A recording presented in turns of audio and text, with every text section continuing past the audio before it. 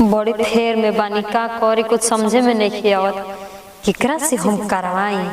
बाबूजी रहत न त कर देत रहन उ द दिन भर करिहन न तब उनकर जीव ना थाकत रहला।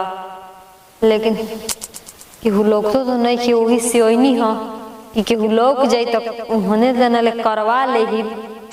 अब बाबूजी गोइनी है त कह के गोइनी है कि देख कोनो लइका भेटइह सन त ओहनिए के ओहनिए से ध के करवावे लगी ह करवा ली ह त कहां के भेटाता। ए देव बबुआ कहो भौजी सुनी ना कहो बाला भगवान भेजिए देना रउओ के का बोला फुर्सते से भेजना है भगवान जी। बड़ा घबराई लगत है। घबराई लागत नहीं खी कहो कुछ काम करवावे के बा कहो क देही। देखो भौजी को सपरी करे लायक होई तो कह देबा ना कर लायक काहे ना सपरी जी जितना होई मनी उतना ले लेही पैसा देबो तब का अब कि दिन भर करे के बा।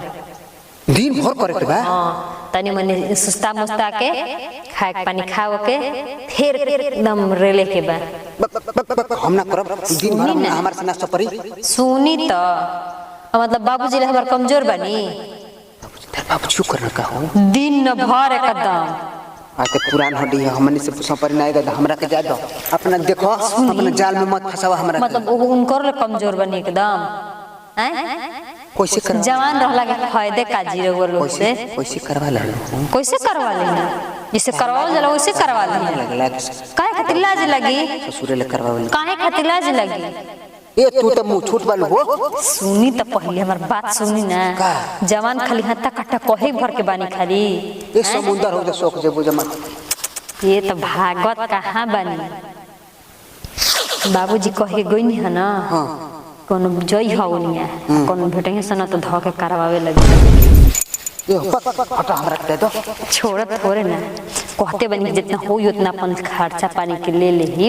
हमरा पैसा ना चाहिए भैया 200 कहो 400 कहो 500 कहो जिंदगी खराब हो जी हमार मिल जाई ना जाते भौज देख तार गोड़ पे गिरत नहीं छोड़ हमरा के ये छिना मैं गोड़ पे गिरे वाली कौन सी बात बिया आवाज चल है ए भौजी ये चल ना सुनी है जसुनी का काहे इतना खिसिया तानी किसे ना सुनी ना का हो है तनी बोझा उतार जाई दिन भर रहो ठीक ना हमार संग तनी ठोकवावत जाई मन पिटवावत जाई ये करवा इहे काम बा इहे दिन भर करवावे के बाटे ठीक ना कुछ और करवा बोझवा उतार दे अब 500 का हम ना तब 500 दे दे। देखो हां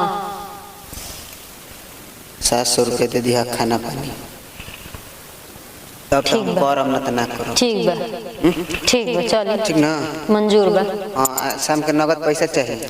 अरे भैया रउआ ले लेही ठीक चलो तब हटा चल उतरवाई जल्दी जल्दी